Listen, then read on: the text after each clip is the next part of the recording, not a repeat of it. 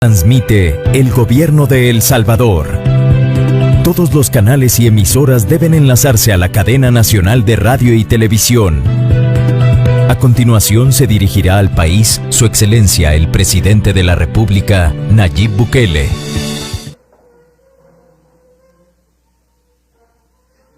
Desde el Salón de Honor de Casa Presidencial, este es el mensaje a la nación del Presidente de la República, Nayib Bukele.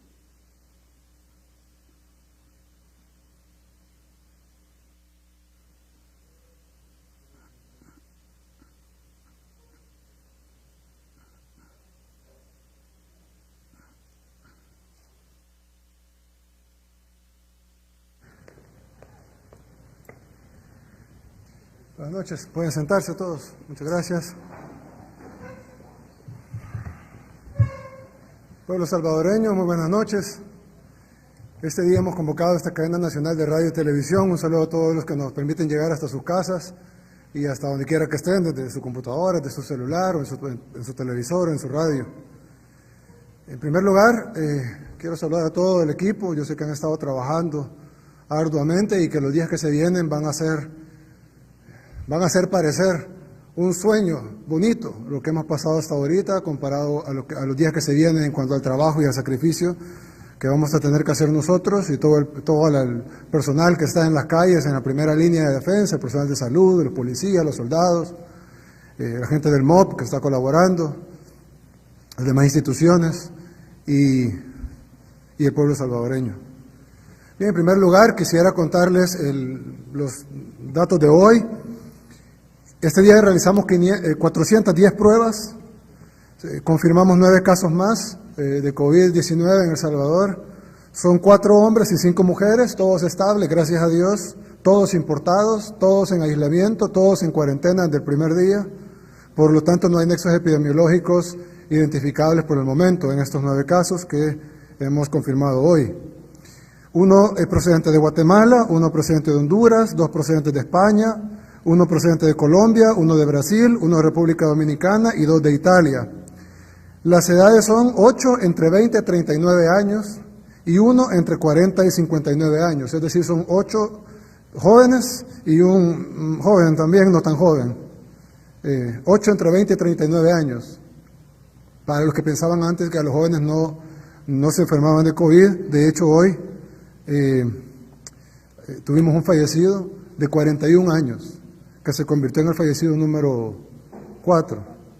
En El Salvador, de 41 años, 3 años mayor que yo, y falleció de COVID, sin aparentes, o sí tenía algunas patologías, pero no eran patologías graves, prácticamente una persona sin patologías graves aparentes, una persona como cualquier otro, de 41 años, y falleció ahora. Bien, dentro de eso también hay cosas buenas. Una de esas son más de 200 personas ya que han salido de los centros de cuarentena. El día de ayer publicamos 81 que salieron de cuarentena el día de ayer. El día anterior, el día de ayer, fueron...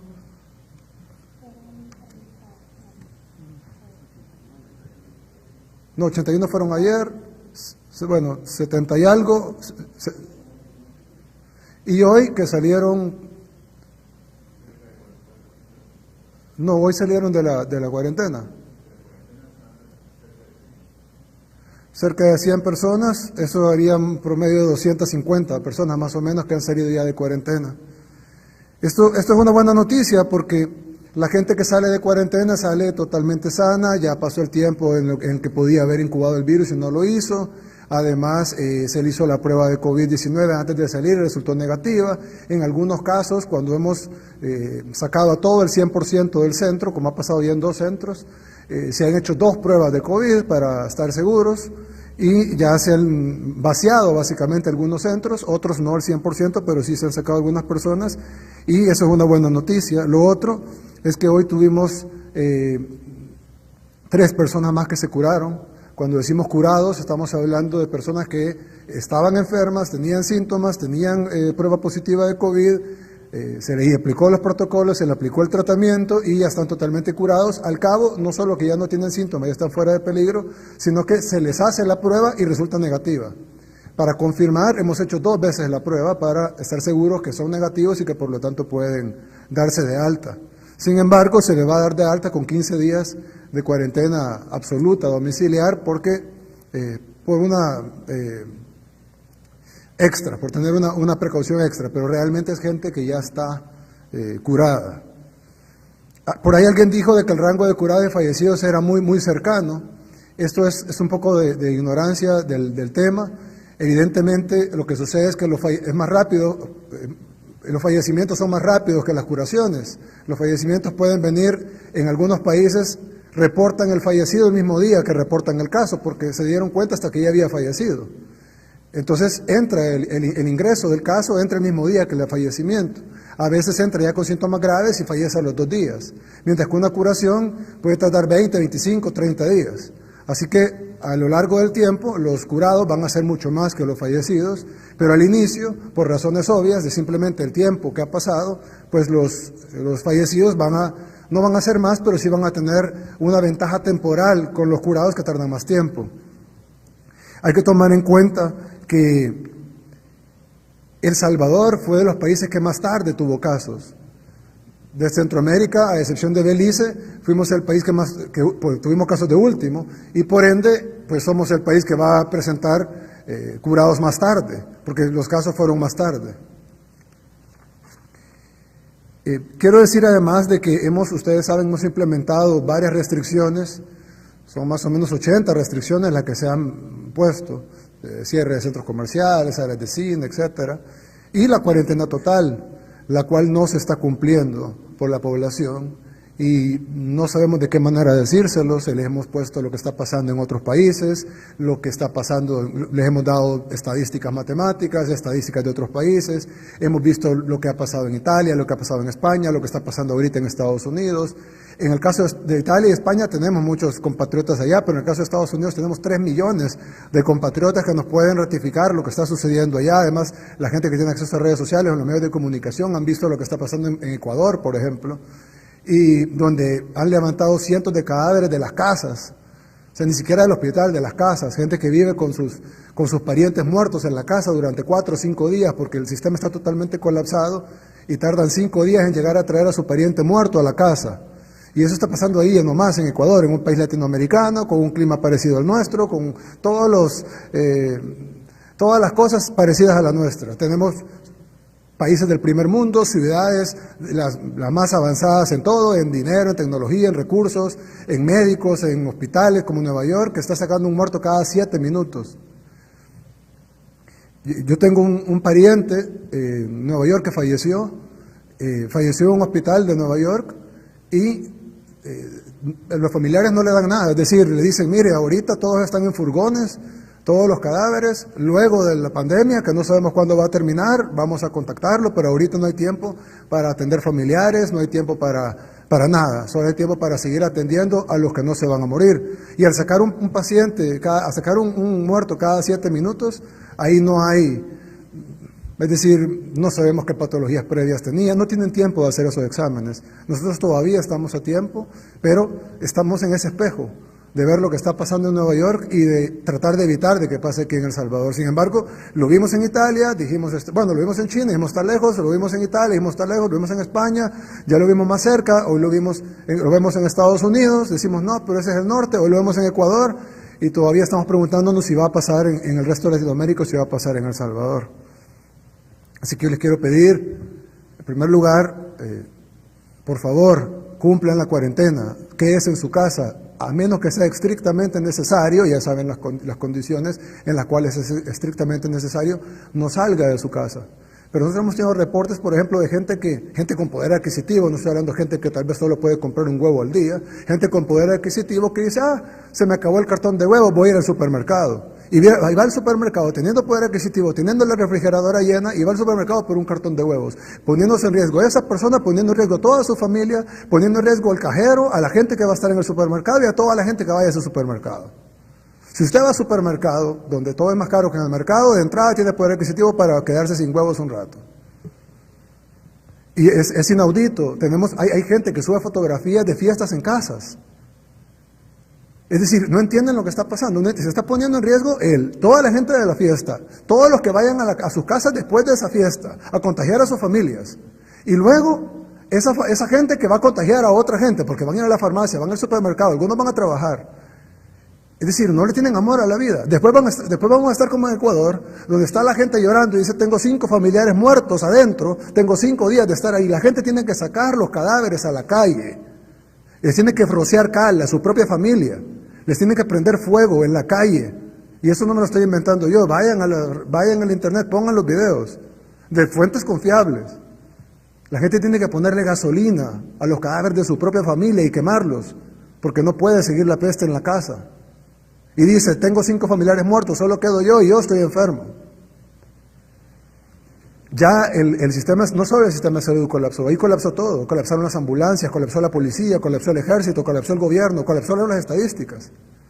Ya las estadísticas de Ecuador dicen que tiene 140 muertos, pero hay 350 cadáveres en el suelo. De ahí colapsó todo. Y yo digo, ¿qué estamos esperando? ¿Que nos pase lo mismo? Ah, no, pero es que tenemos que estar más preparados. ¿Más preparados que quién? Que en Nueva York. Tenemos que tener un mejor sistema de salud que en Nueva York. Así nos tenemos que preparar. Bueno, miren lo que está pasando en Nueva York. En Nueva York ya ni siquiera están atendiendo a la gente que no está grave. Y los que no me crean, hay 500,000 de salvadoreños en Nueva York. 500,000 en sus alrededores, Long Island, etc. Pregúntenle a ellos. O los que están y nos están viendo ahorita, por favor, posteen en sus redes sociales, llamen a sus familiares, díganle lo que está pasando en Nueva York. Explíquenle, en Nueva York no podemos tener más recursos que Nueva York. No podemos tener mejor sistema de salud que Nueva York, no podemos tener mejores hospitales que Nueva York, más ambulancias que Nueva York, más morgues que Nueva York, más insumos médicos que Nueva York, más ventiladores mecánicos, no podemos tener más que ellos. Y ellos ya no están atendiendo, ni siquiera les hacen la prueba. Hay gente que nos ha dicho, familiares, conocidos, personas salvadoreños de la diáspora que nos han dicho, estamos en la casa, todos tenemos coronavirus y nadie nos ha hecho la prueba, simple y sencillamente porque llamamos y nos dicen, no, mire, tómese Tylenol y espere, hasta que no esté grave, no venga al hospital porque aquí no hay cupo. Tienen pacientes acostados en el suelo, sacan camillas y los tienen acostados en el frío, afuera, en tiendas de campaña. Y estamos hablando de lo que le llaman algunos la capital del mundo, porque la capital de Estados Unidos es Washington, pero algunos le llaman a Nueva York la capital del mundo. Y así están ahí. Pero hay gente que dice, ¿por qué no nos preparamos más? Lo que tenemos que preparar más es el sistema de salud. Nuestro sistema de salud no va a aguantar, como no va a aguantar ningún sistema de salud del mundo, como lo ha aprobado España, como lo ha aprobado Italia, como lo ha aprobado Nueva York, como lo ha aprobado el resto de Estados Unidos. No pongo de ejemplo a Ecuador, porque no es tal vez un ejemplo en el mundo, pero he puesto 3 ejemplos en el mundo con sistemas de salud muy superiores al nuestro y con recursos muy superiores a los nuestros. Entonces, no entiendo qué hay que hacer para explicarles que la cuarentena es en serio y que nos tenemos que quedar en la casa. Hay gente que sale, por ejemplo, no va a ningún lado, pero sale a hablar con la vecina. No entiende que la vecina puede estar contagiada. Usted va a llevar la peste a su familia. Y después ni Dios lo quiera, ojalá me esté equivocando, pero después ni Dios lo quiera. Su familia va a morir alguien y va a ser porque usted quería hablar con la vecina. Por favor, quédese en la casa. He dado una instrucción al ministro de la Defensa, al director de la policía, al ministro de Seguridad, le he dado la instrucción de que sean más duros con la gente en la calle.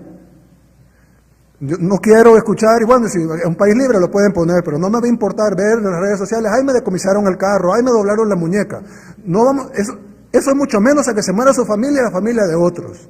Así que sí, lo van a detener y lo van a llevar a los centros de contención, y ahí va a pasar 30 días con desconocidos, en lugar de estar en su casa. Le van a quitar su carro, sí, se va a enojar, no importa. Prefiero una persona enojada, prefiero bajar un poquito en popularidad, pero que vivan los salvadoreños. Porque no vale que por la irresponsabilidad de algunos mueran todos. Así que le hago la instrucción a todos, y aquí lo estoy haciendo en vivo para que cualquier cosa, la culpa recae en mí. Tienen que ser más duros con la cuarentena, los que estén violando la cuarentena tienen que ser remitidos inmediatamente a centros de contención durante 30 días. Decomisen el carro, llévense el carro, llevan a Changayo, pasa lo que sea, no importa, pero la persona que está violando la cuarentena, sea a pie, en bus, en carro, en lo que sea, lo detienen. No importa su estatus, lo detienen y lo llevan a centro de contención. Sí, digan lo que digan los opositores.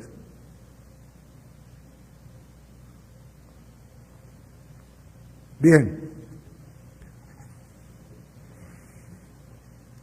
Ahora, nosotros queremos plantear algo que hemos estado trabajando muy duro, aparte de todo lo demás que ustedes han visto, de construyendo hospitales, reconstruyendo toda la red de salud que se estaba literalmente cayendo.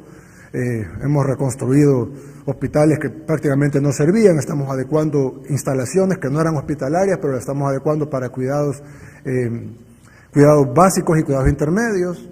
Estamos adecuando para cuidados intensivos, ya tenemos más UCIs que las que teníamos ayer. Estamos construyendo en CIFCO, donde vamos a tener 1000 UCIs, 1000 unidades de cuidados intensivos, 10 veces más de las que tenía el país en su totalidad solo en CIFCO. Son dos, algunos se quejan, pero eso se va a tardar. Sí, pero son dos proyectos. Es el proyecto de las 1000 UCIs, que es el proyecto a corto plazo, esperamos que nomás vengan los equipos y terminen de adecuarlo, podamos tenerlo listo, y ojalá lo tengamos listo antes de que se llenen los hospitales que hemos adecuado especialmente para el COVID-19. Y este es el proyecto a mediano plazo, que es el que está fuera de CIFCO, que es otro hospital, que lo vamos a conectar, esperando que dentro de 3 meses no hayamos salido de la pandemia o tengamos que seguir curando gente. Y si no, pues vamos a curar gente de otra cosa. Ojalá. Primero Dios y no lo ocupemos. Pero no vamos a dejar de prever el corto plazo, el mediano plazo y el largo plazo.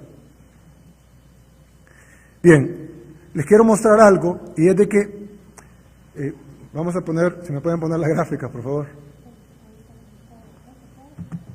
Sí, bien, aquí está, como pueden ver, este es el plan de contención que nosotros hicimos en la fase 1. Ahí hay 2 círculos, uno es del mundo y uno es del Salvador. Cuando pongo el mundo, es básicamente lo que el mundo le pasó en la fase 1 y lo que hizo El Salvador en la fase 1. Como ustedes saben, pocos países en el mundo hicieron lo que hizo El Salvador. Eso nos acarrió mucho aplauso de la comunidad internacional, mucha referencia que se tuvo en muchos países que dijeron debimos haber hecho lo que hizo El Salvador o hagamos lo que está haciendo El Salvador. Muchos países hicieron lo que estábamos haciendo nosotros, pero solo para dar un ejemplo, fuimos el primer país del mundo que bloqueó el ingreso de personas que vinieron de China, el primero del mundo. Fuimos el primer país del mundo que bloqueó el ingreso de personas que venían de Corea. Fuimos el primer país del mundo que bloqueó el ingreso de personas que venían de Italia. Fuimos el primer país del mundo que bloqueó el ingreso de personas que venían de Alemania y de Francia. Fuimos el primer país del mundo que bloqueó el ingreso de personas que venían de España. Y fuimos el segundo país del mundo, después de Italia, que declaró que nadie podía entrar al territorio nacional a no ser que no sea un salvadoreño. Y que paramos todos los vuelos.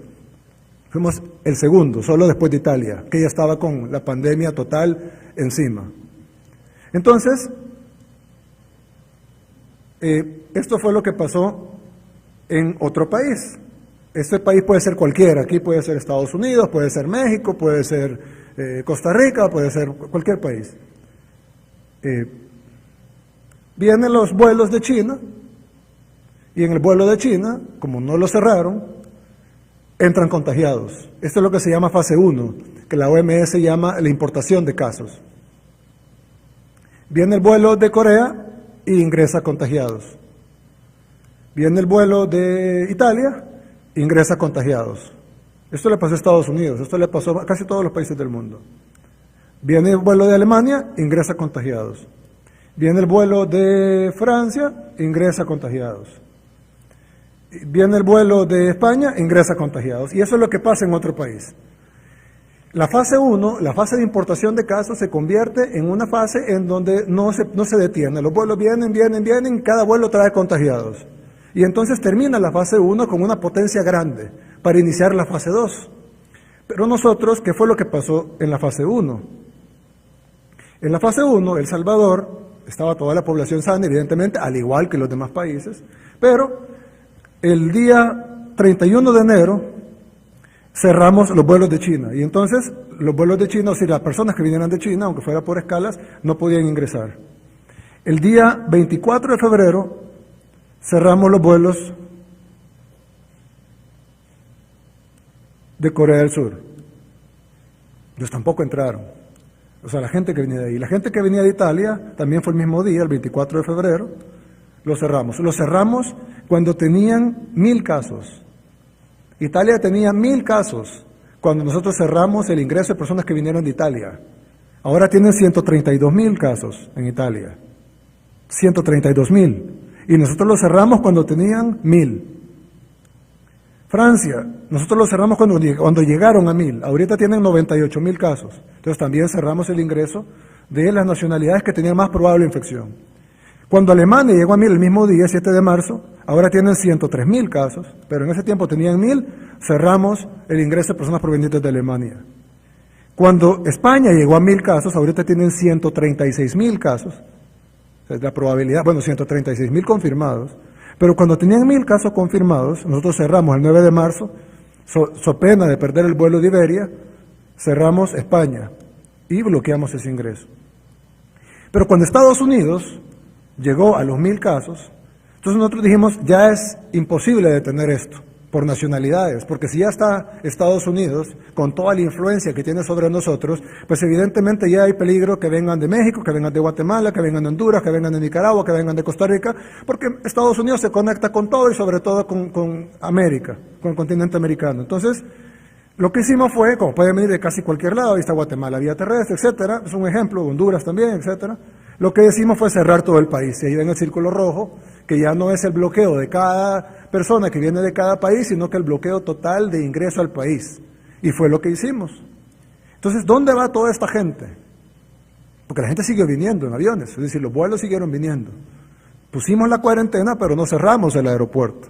Entonces, seguía la gente viniendo, pero la gente se iba a cuarentena.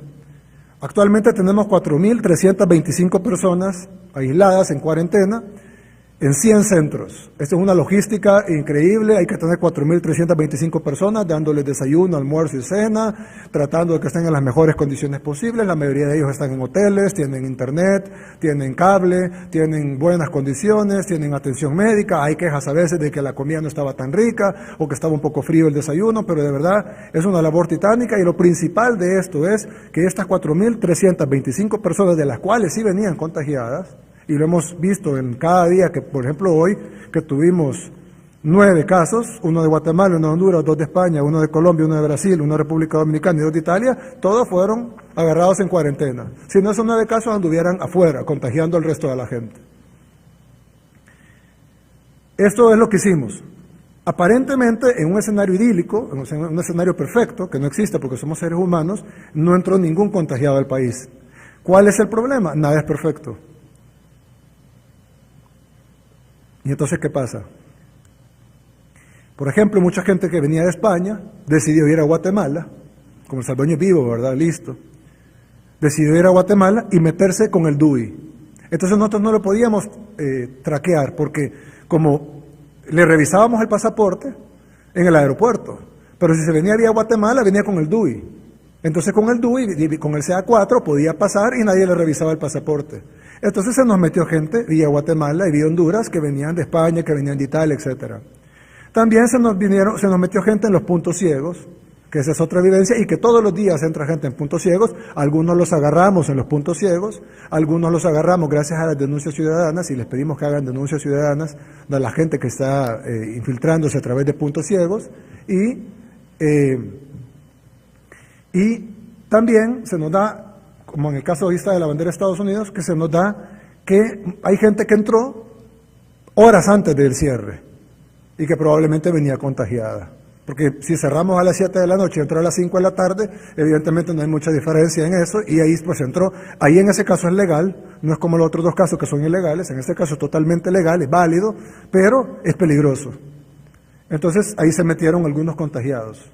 Ahí, para ejemplo, pusimos 3, ¿verdad? Uno representante de los que entraron por DUI, otro en los puntos ciegos, y otro representante de los que entraron vía horas antes de los cierres. Entonces tenemos un número de contagiados pequeño comparado a los demás países del mundo, pero así iniciamos nuestra fase 2. La gran diferencia es que el mundo inicia su fase 2 así. Y El Salvador, este es representativo, evidentemente estamos hablando de millones de personas, y El Salvador inicia su fase 2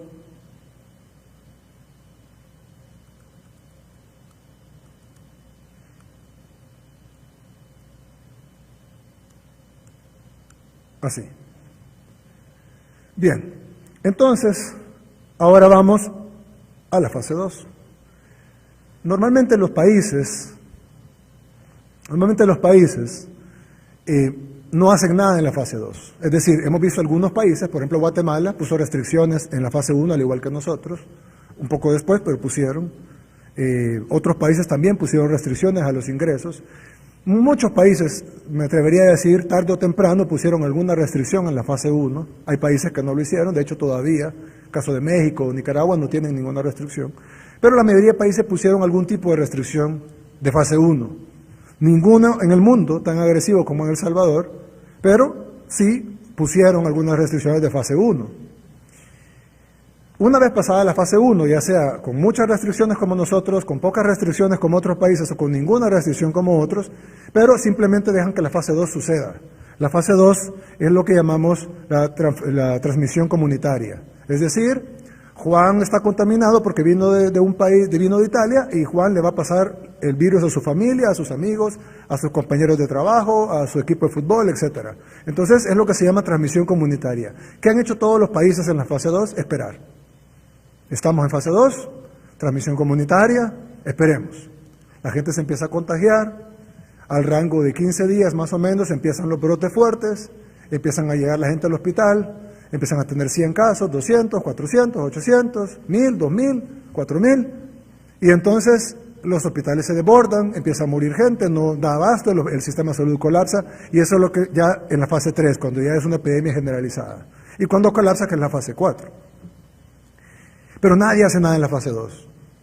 Hizo un poco Singapur, hizo un poco Japón, pero casi nadie hace nada en la fase 2. Entonces, nosotros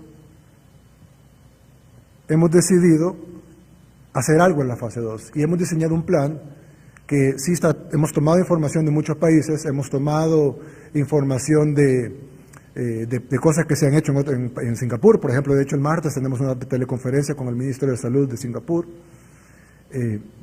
Hemos tomado varias información de otros países, lo que han hecho bien, lo que han hecho mal, y hemos diseñado un plan que es un plan salvadoreño, es único, de verdad nadie lo está haciendo así. Creemos que puede ser replicado por otros países, si esto se ejecuta bien, y eso va a requerir el apoyo de la población, si no va a ser imposible, pero creemos que este plan, así como fuimos líderes en el mundo en la fase 1, queremos ser líderes en el mundo en la fase 2. ¿Y cómo podemos combatir la fase 2? Pues bien, ¿cómo funciona la fase 2 en el mundo? Si puedes poner la gráfica. La fase 2 en el mundo es esta, es la transmisión comunitaria. Entran los contagios de los que hablábamos hace un rato, y están todos los contagios, pero cada contagio tiene un círculo que se le llama nexo epidemiológico. Es decir, su familia, sus amigos, ya no son los casos importados, sino es la transmisión que esta persona le hace a su comunidad del virus, muchas veces sin saberlo, la mayoría de veces sin saberlo. Entonces, por ejemplo, si esta persona entró de China, contaminada, esta persona va a contagiar a un grupo, no todo su círculo nexo epidemiológico, pero sí a una parte de su nexo epidemiológico. En este caso, para manera de ejemplo, ponemos 10 nexos, y esta persona ha contagiado 3. Así pasa con cualquiera. Si digamos esta persona vino de España, igual contagia a una parte de sus nexos epidemiológicos, o de su círculo epidemiológico, como lo estamos llamando en esta estrategia que estamos haciendo, igual si vino de Francia. Ahora, aquí viene lo interesante. Una persona que viene de Francia, o igual el que vino de España, o el que vino de China, o el que vino de cualquier lado, no solo contagia a las personas que están en su nexo epidemiológico, en su círculo epidemiológico cercano, sino que contagia también, van a decir, ¿por qué no está explicando esto? Ya van a ver por qué.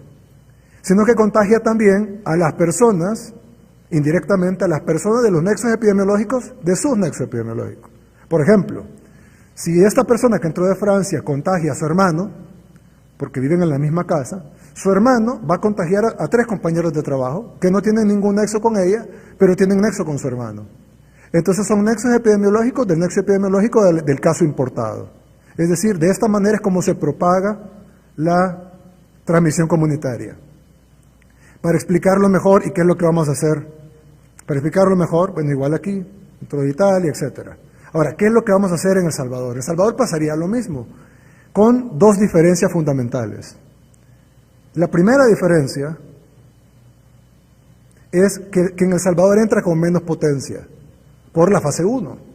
Como la fase 1 detuvo el ingreso absoluto de toda la gente que venía contagiada, sino que lo detuvo en un gran porcentaje, no fue absoluto el ingreso, pues lo detuvimos en un gran porcentaje.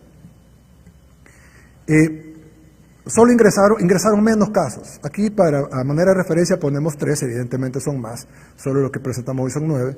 Pero, perdón, estos son los que los que no detectamos, los que no agarramos en la cuarentena, los que entraron con el DUI, que venían de España y luego cambiaron de pasaporte a DUI, los que entraron por puntos ciegos o los que entraron antes de que cerráramos. Y ahí ponemos, por ejemplo, María, Pedro y Juan.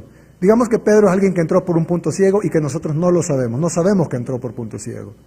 El problema es que Pedro ya contagió de su nexo epidemiológico a 3 personas. Esto es una hipótesis, ya les voy a enseñar un caso específico. Contagió a Inés, contagió a Ruth y contagió a Juan.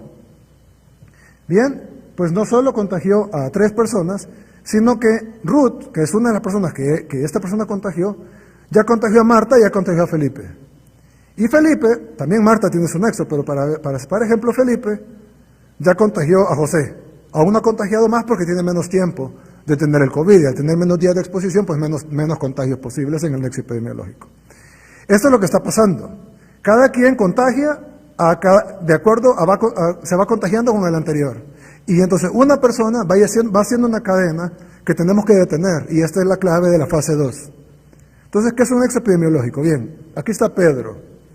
Aquí vamos a explicar mejor y qué es lo que El Salvador va a hacer, qué es lo que va a hacer El Salvador diferente a los demás países del mundo y cómo podemos parar esta fase 2 antes de que se convierta en fase 3.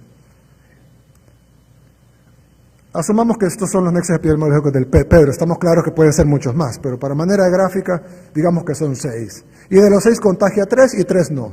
¿Por qué? Bueno, así es la epidemia, ¿no? A veces se contagia, a veces no. Estuvo más cerca de unos, más lejos de otros, el virus se llevó por las manos, tosió, etcétera, es diferente, ¿no? Algunos lo contagian, otros no. Cada uno de esos nexos tiene nexos epidemiológicos. Los que ven en gris oscuro, en negrito, depende cómo lo vean en el televisor, ya no importan. Es decir, ellos ya están totalmente sanos. Ellos no fueron contagiados por Pedro.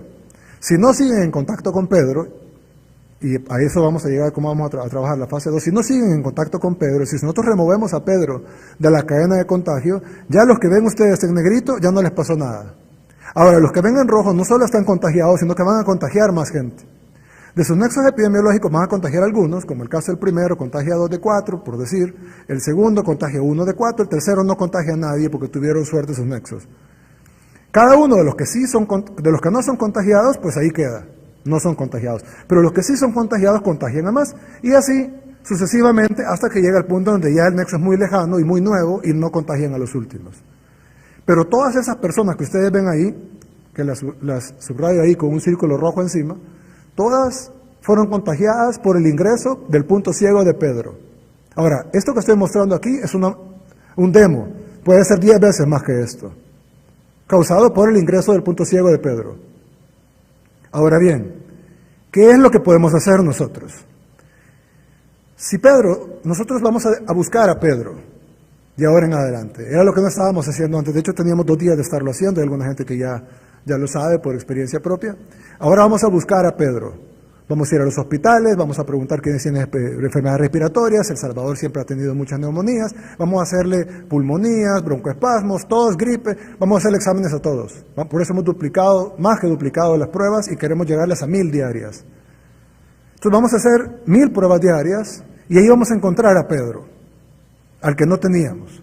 Que entró por punto ciego, que se contagió, no importa. Vamos a encontrar a Pedro. Por la razón que sea, tiene COVID-19. Y de los nexos epidemiológicos de Pedro, que los vimos en la página anterior, como ustedes pueden ver, directamente a Pedro, vamos a quitar los anteriores, directamente a Pedro, son 3 los que están contagiados y 3 los que no están contagiados, pero nosotros no sabemos quiénes son. Entonces, ¿qué es lo que tenemos que hacer ahora? Nosotros tenemos que ir por los nexos epidemiológicos de Pedro. Entonces va a llegar el Ministerio de Salud con el apoyo de la Policía y la Fuerza Armada y le va a decir a la persona, mire, disculpe, tenemos que llevarlo a un cuarto de cuidado. Un cuarto de cuidado es un cuarto de un hotel de muy buena calidad, no voy a decir los nombres por evidentes razones, pero de excelente calidad, Los cuartos de los hoteles son el 99, mejores que el 99% de los cuartos donde están durmiendo ahorita. Tienen cable, tienen internet, tienen 3 tiempos de comida al día, baño propio, etcétera. Van a estar en la mejor condición posible. ¿Y por qué? Porque de estos 6 no sabemos, aquí en la presentación sabemos que hay 3 contagiados y 3 que no, pero en la realidad no sabemos quiénes tienen COVID y quiénes no. Entonces, la FAES, la PNC y el Ministerio de Salud juntos van a llevar a los 6. Pedro ya está en el hospital o ya está en el cuarto de cuidado, depende de su gravedad, pero los nexos epidemiológicos los vamos a llevar a un cuarto de cuidado a una cuarentena de 5 días. 5 días. ¿Por qué 5 días? Porque las pruebas nuevas que tenemos dicen que se puede detectar en casi un 100% de veracidad a los 5 días, sumado a los días anteriores que tuve en contacto con Pedro. No necesariamente el contacto fue en el minuto antes que lo llegamos a traer. Pero tenemos los 5 días más lo demás que es adicional. Lo vamos a llevar a un cuarto de cuidado en excelentes condiciones, con internet, teléfono, cable, en total contacto con su familia, baño propio, etcétera. 3 tiempos de comida, solo 5 días. En esos 5 días, no es para que muestre síntomas, porque probablemente no va a mostrar síntomas en 5 días. Esos 5 días son lo suficientes para que el virus esté suficientemente incubado como para que la prueba lo detecte. Entonces ahí le practicamos la prueba de COVID-19. Y ahí, como sabíamos en la presentación que habían 3 sanos y 3 con COVID, los 3 sanos se enviarían a cuarentena a casa, porque están negativos en la prueba de COVID después de los 5 días de estar en el cuarto de cuidado, se regresan a su casa a los 5 días, o en el 6º día, pues, después de los 5 días. Y de los que están enfermos, aquí ponemos un caso hipotético, uno iría a un hospital, porque está grave, digamos, o tiene ya síntomas graves, y los otros 2 que no tienen síntomas o tienen síntomas demasiado suaves, irían a cuartos de cuidado. En la mayoría de países del mundo, las personas van a su casa a pasar el COVID. ¿Cuál es el problema con enviar a la gente a la casa con COVID-19, como hacen todos los países del mundo? Que en la casa va a contagiar a su familia, y su familia va a contagiar a los demás. Entonces, si nosotros enviamos a una persona que no tiene ningún problema y probablemente no necesite mayor tratamiento médico que Tylenol o paracetamol y algún otro suero, algún medicamento antitusivo, etcétera, el problema es de que esa persona suelta, aunque esté en su casa, va a contagiar a su mamá, a su papá, a sus hermanos, etcétera, y al final va a morir alguien de esa familia. Porque si se enferman 7 o 8 de esa familia, probablemente muera alguien de esa familia. Entonces, para evitar eso, esa persona la vamos a tener en un cuarto de cuidado hasta que se cure. Cuando su prueba de COVID salga negativa, entonces va a regresar a su casa, así como los curados, como los demás curados, y también nos va a servir para poder dar el tratamiento inmediatamente y que no le sorprenda, así como mucha gente tiene que estar con los síntomas, en Nueva York, por ejemplo, tiene que estar con los síntomas en su casa y hasta que se está ahogando llama y tal vez ya es muy tarde para salvarlo. En este caso, al estar en un cuarto de cuidado, va a estar monitoreado, va a tener medicamentos suaves, va a tener medicamentos profilácticos y si necesita tratamiento lo va a tener inmediatamente. Para esto, hemos adecuado 2 hospitales con atención del mejor nivel, que es el Hospital Nuevo del Seguro Social en San Miguel y el Hospital Amatepec aquí en el área metropolitana. Estos hospitales van a atender con el mejor nivel posible. El Hospital Saldaña, que es el que habíamos estado utilizando, nuestro objetivo es cerrarlo para remodelarlo totalmente, ya que ya le hemos remodelado varios pabellones, pero queremos remodelarlo totalmente, mientras la capacidad de estos 2 hospitales grandes es suficiente. Si una vez se desborden estos 2 hospitales, ya tendríamos el Saldaña totalmente nuevo, con equipamiento nuevo, totalmente remodelado, sin los problemas que tiene actualmente, de poder aislar, etcétera. O sea, no sería un hospital cayéndose, pues. Necesitamos tenerlos de primera para poder atender ahí. Mientras tanto, vamos a atender en 2 hospitales con atención de primera, y una vez se llenen esos 2 hospitales, vamos a tener listo el nuevo Hospital Saldaña, no el actual. Con esto que les estoy mostrando aquí, vamos a poder detener la fase 2. Y al detener la fase 2, no sé si decirlo de esta manera, pero es probable que no tengamos fase 3. Es decir, en todo el mundo, la fase 3 es simplemente una cuestión de tiempo. La fase 1 viene, ya sea rápida, como pasó en el resto de países del mundo, o ya sea despacio, como pasó en nuestro país, pero viene. La fase 2 también viene porque la gente transmite la enfermedad, pero no toca nada más que esperar y prepararse para la fase 3. Y en la fase 3 solo hay dos cosas que se pueden hacer. La cuarentena general, toque de queda, si se quiere hacer más dura, y la atención en salud. Nosotros nos estamos preparando en eso, muchísimo más que otros países similares al nuestro o con sistemas de salud similares al nuestro. Pero nosotros queremos hacer algo nuevo, que así como lo hicimos en la fase 1, hacerlo en la fase 2 y poder detener la fase 2, o por lo menos detenerla tanto como detuvimos la fase 1. Si ustedes se fijaron, la fase 1, que en todos los países entró fuerte, y quiero poner algunos ejemplos, no sé si podemos ver la tabla de contagios por cada... perdón. No sé si puede poner la gráfica de la computadora, por favor.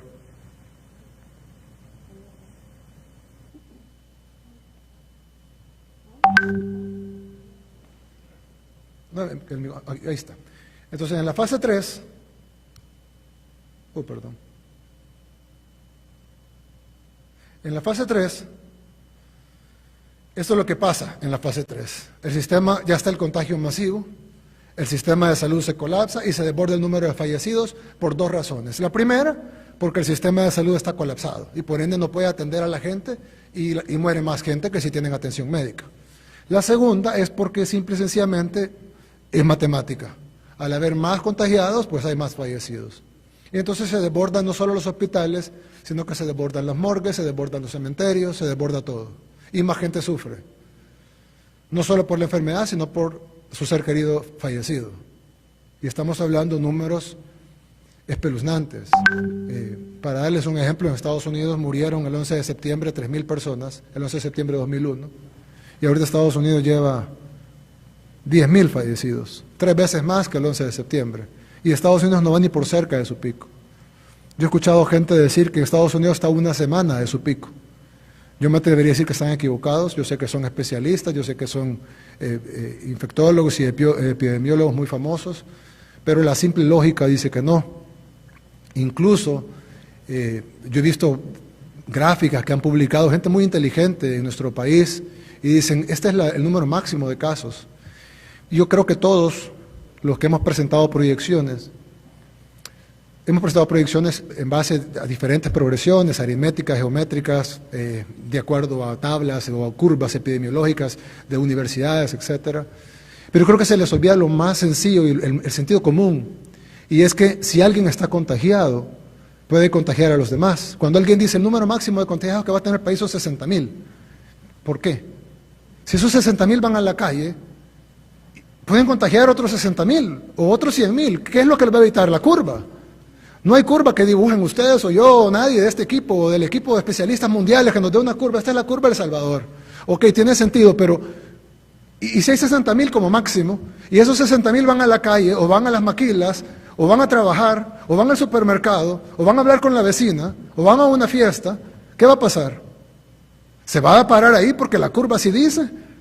¿Porque un tanque de pensamiento dice que en 60.000 se queda? No, se van a contagiar más gente. ¿Dónde está el límite? El único límite que se puede dar, objetivo, es cuando la gente ya tiene inmunidad, es decir, la gente que ya pasó por la enfermedad, que en la mayoría de los casos, porque ha habido casos de doble contagio, en la mayoría de los casos no se debería de volver a contagiar, porque debería ser ya inmune al virus. Pero eso solo cuando ya la población ya se contagió. ¿Cuál es el problema? Que si queremos contagiar el 70, 80% de la población, como ha dicho el gobierno de Alemania, como ha dicho el gobierno de Ecuador, o como ha dicho varios gobiernos, estamos hablando de millones de salvadoreños contagiados. Y si le ponemos una tasa de mortalidad del 3%, por ejemplo, estamos hablando de cientos de miles de salvadoreños muertos, más que toda la guerra civil junta. 12 años de guerra civil, más que 30 años de pandillas y de delincuencia junta, en unos meses, si no hacemos nada. No hay ninguna curva que alguien pueda dibujar, ni que la dibuje nadie, ningún especialista que traigamos del mundo va a dibujar una curva que evite que las 60.000 contagiados salgan a la calle y no contagien a otros 60.000. Y que esos 120.000 no contagien otros 120.000. Usemos el sentido común. Bien.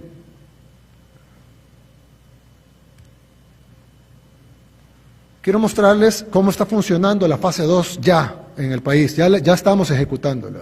Se las comento porque tienen que estar informados, tienen que saber lo que el gobierno está haciendo y además porque necesitamos su colaboración para que esto funcione. La única forma que seamos el único país que ya tenga la fase 2 es con la colaboración de todos ustedes. Esto ya es real, lo otro es hipotético, lo otro es la estrategia. Este es un caso ya real. Bien, esto es lo que hemos formado, es el equipo interdisciplinario de contención epidemiológica. Esto es un equipo nuevo. Que es interdisciplinario, está formado por el Ministerio de Salud, el Instituto Salvadoreño del Seguro Social, la CEL, el INJUVE, la Policía Nacional Civil, la Fuerza Armada, el Ministerio de Justicia y Seguridad, la Migración, Obras Públicas, Transporte, Turismo. Van a decir, ¿por qué turismo? Porque esto se consigue los hoteles, que son los centros de contención, y los centros de los cuartos de cuidado que vamos a tener ahora, el Ministerio de Gobernación, Protección Civil y el Ministerio de Medio Ambiente, sobre todo por su cuarto de crisis. Entonces, ¿qué hacemos? Primero, tenemos la persona infectada, de las que descubrimos con las pruebas que estamos haciendo y los que vamos a descubrir con el incremento de pruebas. Entonces, tenemos el perfil de la persona infectada. Lo ubicamos y hacemos un levantamiento geográfico de la residencia del paciente. Buscamos una línea de contagio, establecemos los contactos inmediatos, descartamos la línea de contagio de personal médico, establecemos nexos secundarios y la ejecución de los traslados a los centros de contención, porque realmente son cuartos de cuidado en este caso, porque es gente que no ha violado ninguna ley, simplemente ha estado en contacto con un paciente positivo, una persona infectada, y entonces ponemos este caso. ¿Cómo hicimos? Esa es una persona real. Obviamente no damos el nombre ni nada, pero es una persona de sexo masculino, 85 años, de Usulután, etcétera. Bien, esta persona se establece una cadena de contagio. Él ingresó por el vuelo 872 de Delta Airlines con su hija y su nieto. Su hija y su nieto se vuelven el paciente local. Él se desplaza a Jucuapa, llegamos nosotros a la casa del paciente, el paciente presenta dificultad respiratoria, pero como pueden ver, en su desplazamiento del día que vino al día que representa la dificultad respiratoria, pasan 6 días. 6 días en los que muy probablemente contagió a varios miembros de su familia. Entonces lo ingresan a una clínica privada acompañado de su hija ese mismo día. Ese mismo día el personal de clínica observa síntomas de COVID en la hija y remiten al sistema del CIBASI de Usulután, al sistema de salud básico de Usulután el mismo día. Lo trasladan ese mismo día al Hospital Saldaña y fallece 14 días después el paciente. Fue nuestro fallecimiento número 2, local. Bien.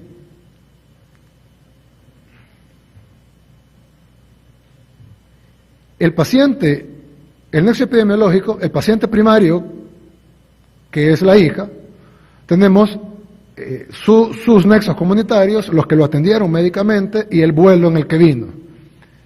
En ese vuelo venían 67 personas. Los familiares directos son 19 y los nexos comunitarios son 24. Total de personas identificadas son 113. Y en el caso del paciente secundario del padre, que es el paciente local 2, el que mencioné ahorita, el que falleció, tenemos 3 nexos de personas que le dieron atención médica, 19 nexos familiares y 24 nexos secundarios, amigos, vecinos, etcétera, haciendo un total de 46 personas identificadas. Entonces, una vez realizada la investigación, se determina que en estos 2 casos hubo un contacto con 74 personas. Familiares, personal médico, el vuelo, etcétera. Y luego hacemos los nexos comunitarios, familiares, y una vez realizada la investigación, se ve que estas personas tuvieron contacto directo con 4 personas. Es decir, el paciente local 2 tuvo contacto directo con su hijo, con su hija, con su nieta y con su esposa. Los que están en rojo son los que fue el paciente local que falleció. Los que están en anaranjado son los que estaban en cuarentena en el Hospital Saldaña. Y los que están en celeste son los que están en cuarentena en el cuarto de cuidado. A estas personas se les va a correr pruebas para establecer los contactos secundarios. Y una vez realizada la investigación, se determina que no hubo contacto directo con estas personas, los contactos de atención médica, más los contactos del vuelo, que son las 67 personas. La gente que no descendió del avión y los que permanecieron en el país. Los que permanecen en el país, de los 67, ya 63 se fueron a traer a sus viviendas y se llevaron a los cuartos de cuidado, y 4 están en proceso de ubicación. Esos 63 van a pasar 5 días en cuarentena, en hoteles, se les va a hacer las pruebas de COVID. Si de esos 67 salen, por decir algo, 64 negativas, ellos van a ir a su casa, a cuarentena domiciliar. Y si salen 3 positivas, pues eso se va a determinar su estado. Si están bien, se mantienen en cuarto de cuidado para que no contagie a nadie y para tener una mejor supervisión médica de él. Y las personas que estén con síntomas más graves, pues se envían al hospital a tener la mejor atención posible. Y se ubica todo, se visita la residencia, se buscan las casas aledañas, los vehículos, etcétera. La zona de influencia, en el caso de Usulután. Y entonces, algunas valoraciones, el caso se mantiene en nexo epidemiológico foráneo, el protocolo establecido, bajo riesgo por parte del personal de clínica privada por tener totalidad de equipo de protección, el entorno rural y las medidas preliminares otorgadas y acatadas hace un menor riesgo de exposición que en un entorno urbano, el personal de Delta Airlines no descendió del avión, el monitoreo de la ubicación de las 6 casas de familia está siendo realizado por el personal de MinSal y de la PNC, y se ha identificado un total de personas del vuelo 800 de Delta Airlines para la aplicación de los protocolos de aislamiento y pruebas. Bien, estos son algunos de los nexos que hemos sacado de los pacientes, de los 6 pacientes locales. Evidentemente es diferente con los pacientes importados.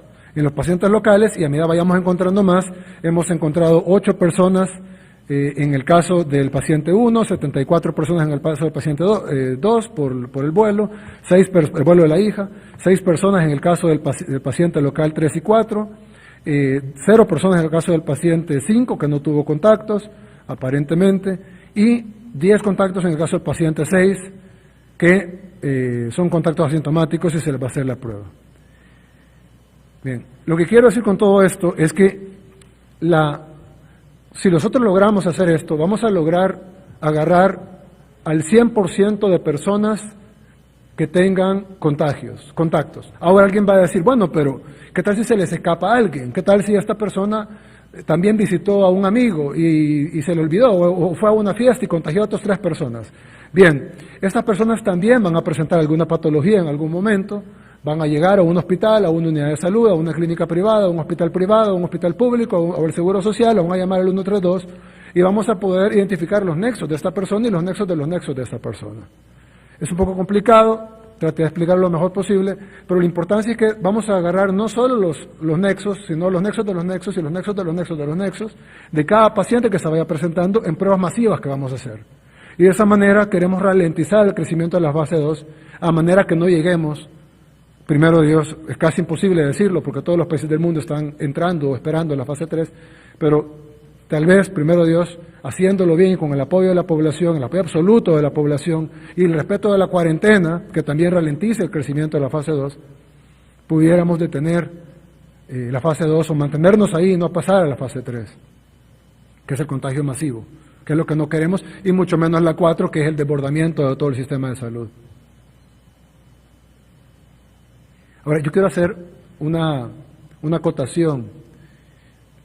Han habido muchos errores, estamos trabajando por arreglarlos, no somos perfectos, hay gente que dice no se dejan ayudar, Dios, nos hemos dejado ayudar, nos han ayudado todos los países, gracias a toda la gente que nos ha ayudado, creo que somos de los países que más ayuda recibimos. Novartis nos seleccionó para uno de los pocos países que recibe los tratamientos de hidroxicloroquina gratuitos de parte de ellos. Ya va a venir el primer cargamento de 55,000 dosis, nos van a dar 55,000 dosis mensuales regaladas, aparte de eso hemos comprado 1 millón de dosis. Hemos recibido apoyo de Estados Unidos, apoyo de China, apoyo de Singapur, apoyo de tantos países, de Cuba, de demasiados países y de empresas, ONGs, la empresa privada local, la gran mayoría de empresas privadas locales, los medios de comunicación, epidemiólogos locales, extranjeros, de la OMS, de la OPS, doctor Garzón, que ha sido excelente con nosotros, de la OEA, es decir, hemos recibido el apoyo y invitamos a los que quieran apoyar a que apoyen. Sin embargo, quiero que hagamos un poco el comparativo de algunos países y nosotros. Hay una tabla, aquí está, perdón. Hay una tabla. Es un poco injusto a veces cuando dicen Estados Unidos tiene 367,000 casos. Si me voy a poner la pantalla de la computadora. Dicen Estados Unidos tiene 367,000 casos. Sí, pero Estados Unidos también tiene 327 millones de habitantes. Entonces, yo creo que es justo cuando establecemos los casos,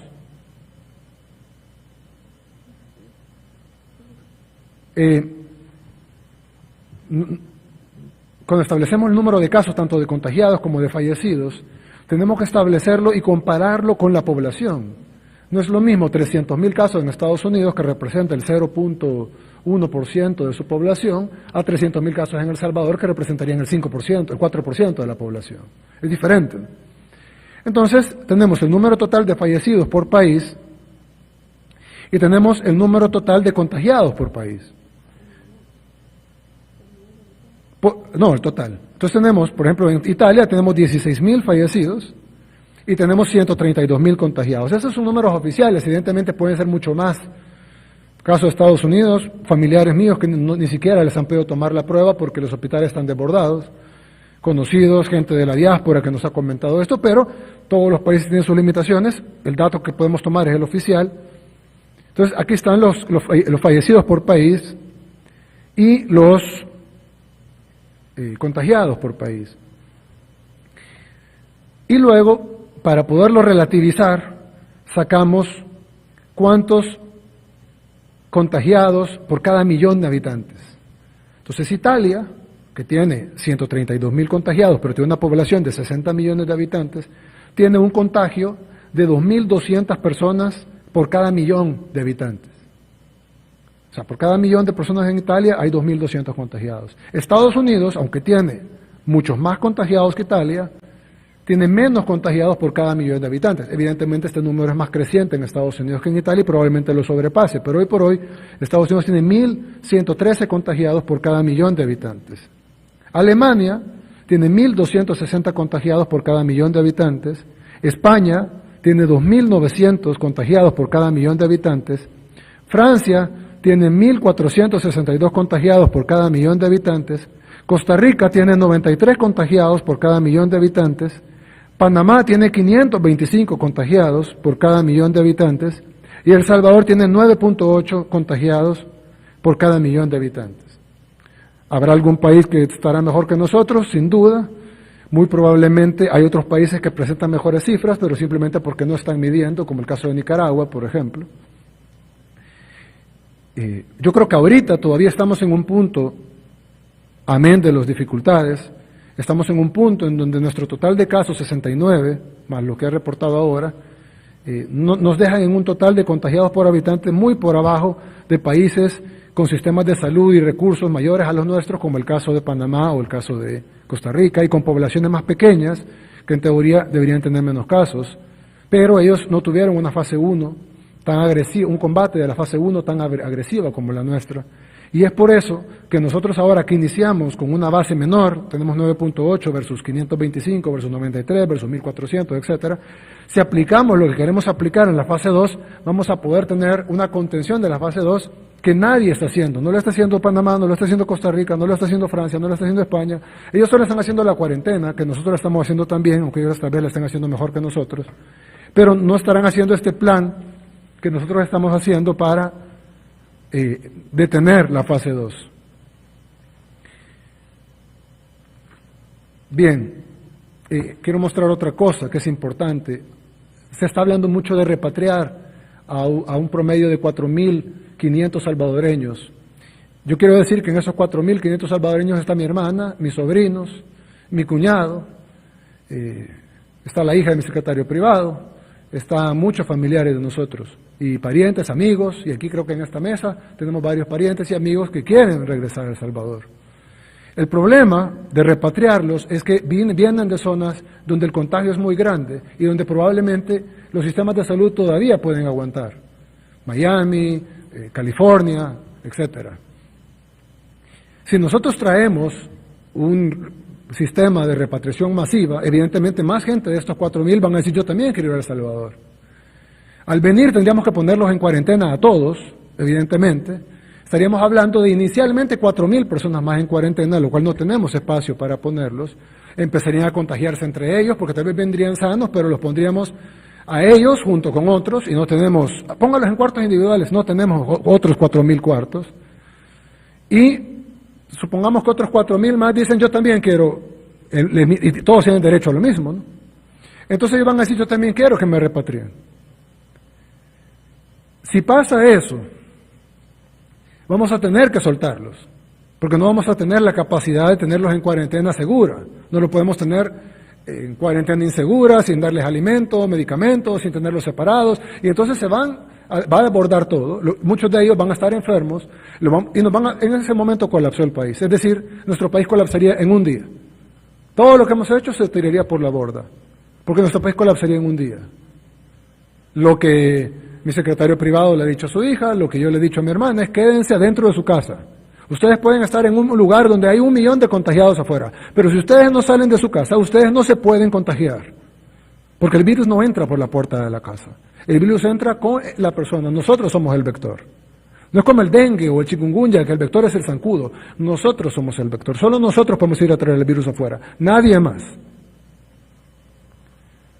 Entonces, ¿qué fue lo que pasó?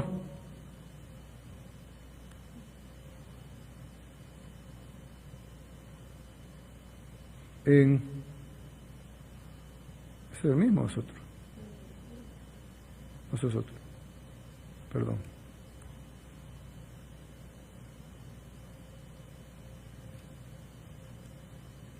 No lo tengo aquí. Creo que la tabla de Singapur. Bien. Singapur era el ejemplo para el mundo. En Singapur, todo el mundo, incluso nosotros, de hecho hemos tenido comunicación con ellos y el mismo ministro nos va a ayudar. Creo que Singapur fue el que manejó mejor, siendo un país cercano y con mucho contacto comercial y turístico y de todo tipo con China. Supieron manejar muy bien la epidemia, la contuvieron y se convirtieron en el ejemplo del mundo mucho más que Corea y que otros países que también manejaron Japón, que manejaron muy bien la pandemia. Singapur creo que es el mejor de todos, el que puso el mejor sistema, incluso el único que aplicó la fase 2 en algún nivel. Pero ¿qué pasó?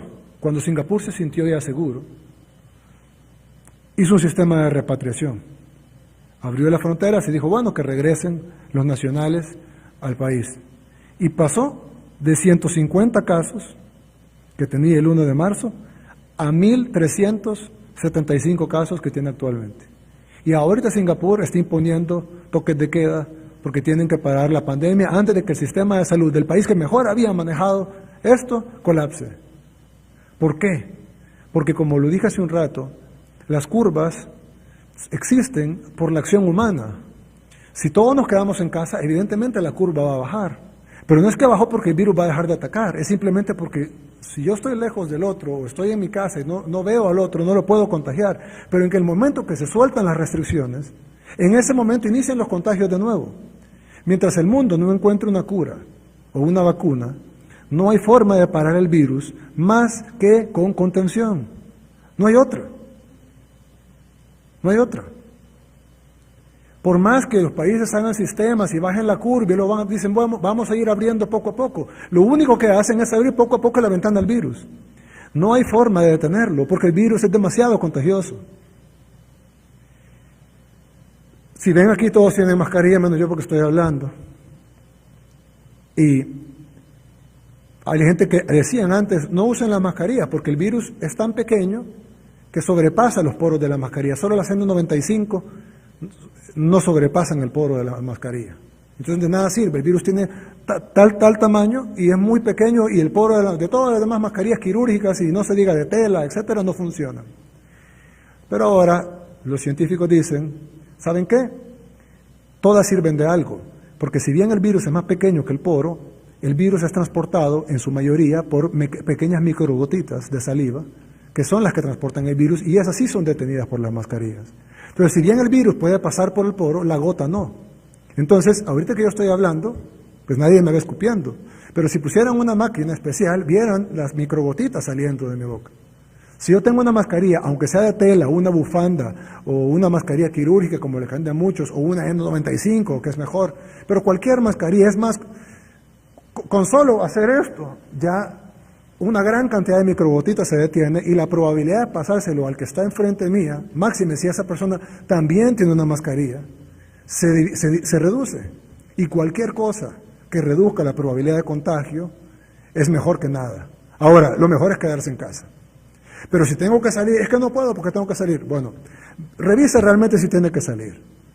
Porque si puede evitarlo, créame que está cuidando la vida suya y de su familia. Ahora, si no puede y tiene que salir, pues por lo menos salga con algo que cubra su boca y su nariz. Es mejor que nada.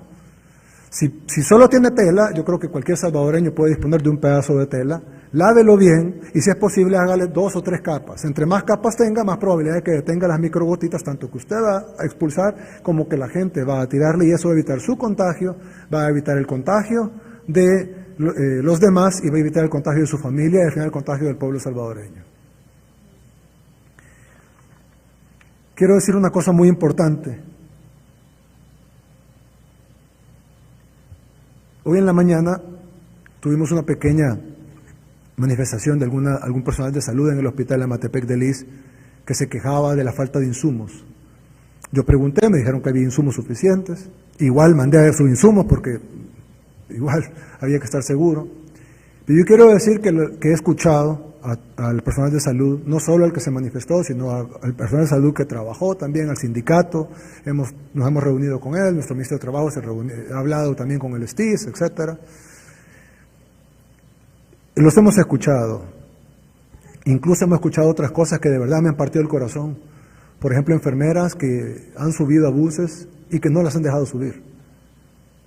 Porque ustedes traen la enfermedad y no las han dejado subirse a un bus. Yo he visto en España cómo la gente le aplaude al personal de salud. Les aplauden. Hacen a las 8 de la noche, todo el mundo para lo que está haciendo para aplaudirle al personal de salud. Y aquí en El Salvador estamos deteniendo gente que se suba al bus, porque ellos van a trabajar para curar a salvadoreños en los cuales muy probablemente usted va a estar un día en esa situación y va a necesitar a que el personal de salud lo cure. Y no lo estamos dejando subir al bus, lo estamos tratando mal. No les estamos dando los insumos. Y si están diciendo que sí, pues démosle el doble de insumos. Y los insumos necesarios para cada nivel. No necesitan traje espacial para todos los niveles, pero sí se van a entrar a una UCI, necesitan el nivel grado 3, entiendo, que es el nivel más alto. Y para estar afuera, pues el nivel 2, depende del nivel de riesgo que están. Pero necesitamos capacitaciones, necesitamos los insumos necesarios. Yo sí le quiero pedir a todo el Gabinete de Salud Ampliado, el Seguro Social, el Ministerio de Salud, a FOSalud, a todo el Gabinete de Salud Ampliado, aquí en Casa Presidencial, por favor, démosle los insumos necesarios a nuestro personal. Nuestro trabajo es fuerte, yo sé, es duro, pero no es tan duro como el de ellos. Nuestro personal de salud, nuestros policías, nuestros soldados, nuestro personal de protección civil, están en la primera línea de defensa, están enfrente del virus. Ellos son los que tienen que llegar a atender a alguien que está en una unidad de cuidados intensivos por COVID. Y esa persona tiene COVID-19 confirmado y está grave de COVID-19 y esta persona tiene que llegar a atenderlo, a entubarlo, a estar a 1 milímetro del virus.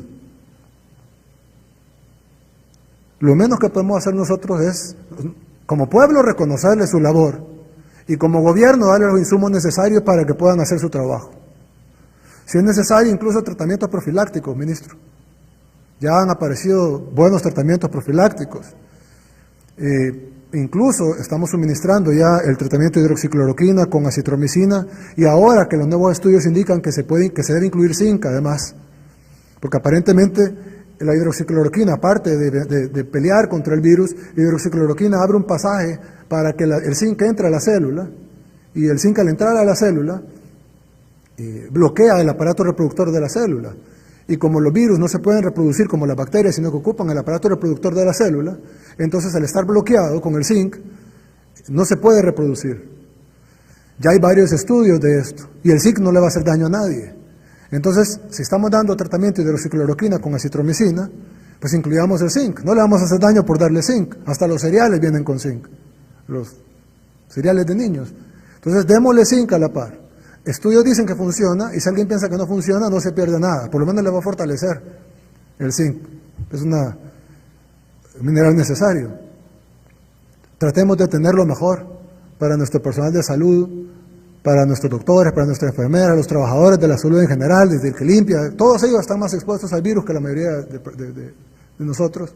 Y, por supuesto, a los policías, a los soldados, a la gente de protección civil, a la gente que está en contacto con los centros de cuarentena, que detiene a la gente, que la lleva, a los que encuentran a los anexos epidemiológicos, que los van a traer, los policías y los soldados y los personal de salud que va a traer a los anexos epidemiológicos y los llevan a los cuartos de cuidado, los que toman las muestras, etcétera. Los laboratoristas que están en contacto con las pruebas del virus.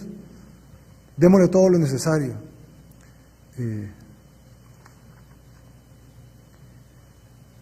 Yo quiero darles ese agradecimiento a todos los que están en la primera línea de defensa, en nombre del pueblo salvadoreño. No puedo darles más que todo mi corazón y mi agradecimiento y reconocerles.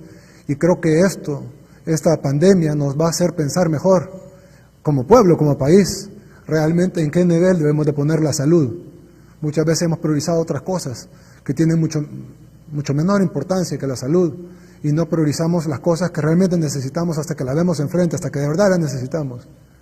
Yo veo en cuánto tiempo estamos remodelando los hospitales y digo, Dios, ¿cómo fue que no lo hicimos antes?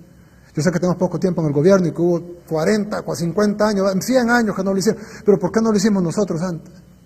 Ahora tenemos que estar corriendo, remodelando los hospitales, construyendo hospitales en 2 meses, pero ¿por qué no priorizamos eso antes? Creo que nos debe servir a todos como una reflexión de que la salud debe ser lo primero. Lo otro le quiero pedir de verdad, yo sé que al pueblo salvadoreño la mejor forma de detenerlo no es ni siquiera nuestra estrategia de la fase 2, es que ustedes se queden en casa y si tienen que salir, que sea estrictamente necesario y que practiquen la más absoluta distancia social posible. De verdad, no lo tome como un juego, no se cree inteligente porque se escapó y logró ir a la casa de un amigo a celebrar. Probablemente usted va a llevar la muerte a su familia. No vale la pena. Quedémonos en casa. También desde este momento quiero extender 15 días más. Hagan el decreto ejecutivo necesario, creo que sería el decreto ejecutivo 18, en la rama de salud, para extender por 15 días más la cuarentena nacional obligatoria. Las restricciones son las mismas, pero vamos a ser mucho más duros en que se cumplan. Y le quiero pedir al pueblo salvadoreño, por favor, no nos dejen solos en esta lucha, no dejen toda la carga en el gobierno, no porque el gobierno no tenga que trabajar, porque no, claro que sí, nosotros vamos a trabajar todo lo posible, pero es que son ustedes los que de verdad pueden detener esto. Es tan fácil como quedarse en casa, y si tiene que salir porque se enfermó su mascota y tiene que llevar al veterinario, porque se siente mal y tiene que ir al hospital, o porque tiene que ir a comprar comida, porque de verdad no tiene otra cosa que comer, no porque se le acabó una cosa de la refrigeradora y tiene otras 30, de verdad porque no tiene que comer y tiene que ir a comprar un huevo y un par de tortillas, de verdad porque tiene que hacer algo, practique el máximo distanciamiento social posible. Si es posible, cámbiese de ropa, nomás llegue a su casa. Lávese las manos. Si no tiene agua y jabón, usa alcohol gel. Trate de hacer lo mayor posible. Salga con mascarilla. No se acerque a la gente que no tiene que acercarse. Si va a cobrar el subsidio económico que está dando el gobierno, mantenga la distancia social. ¿Por qué tiene que estar pegado si puede estar a 2 metros? No lleve la muerte a su casa. No queremos más muertos.